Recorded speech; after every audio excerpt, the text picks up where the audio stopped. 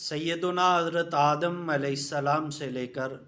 حضور رحمت عالم ختمی المرتبت محمد مصطفیٰ صلی اللہ تعالیٰ علیہ وآلہ وسلم تک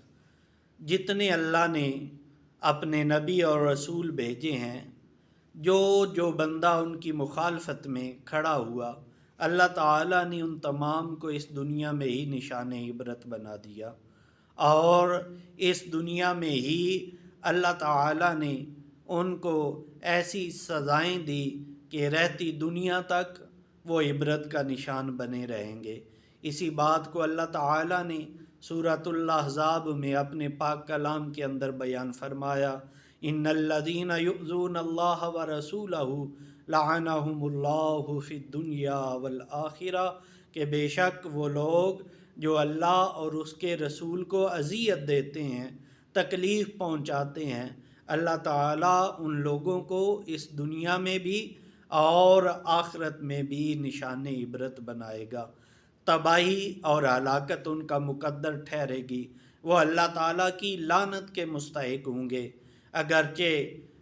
اللہ اور اس کے رسول کو اذیت اور تکلیف پہنچانے کا طریقہ یہ ہو کہ کوئی سرکار کی ختم نبوت پہ ڈاکہ ڈالتا ہے، کسی اور نبوت کے داعی کا ساتھ دیتا ہے، تو تب بھی وہ اس دنیا میں بھی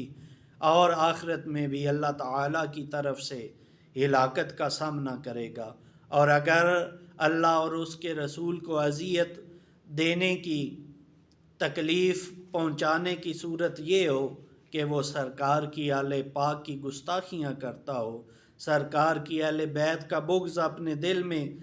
رکھتا ہو، تو پھر بھی وہ اللہ کی لعنت اور اللہ تعالیٰ کی طرف سے تباہی اور بربادی کا مستحق ٹھہرے گا۔ اور اگرچہ اللہ اور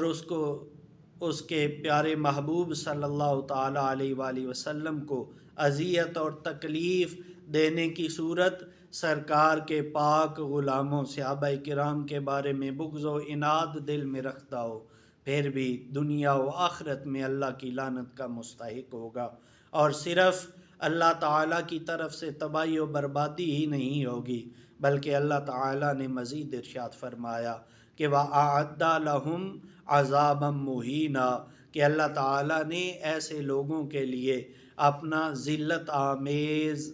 عذاب تیار کر رکھا ہے۔ اللہ تعالیٰ کے حضور دعا ہے مالک کائنات ہمیں اپنے پیارے محبوب سے محبت کرنے، اپنے پیارے محبوب کی آل پاک کی غلامی اور سرکار کے صحابہ کرام کی غلامی کرنے کی توفیق عطا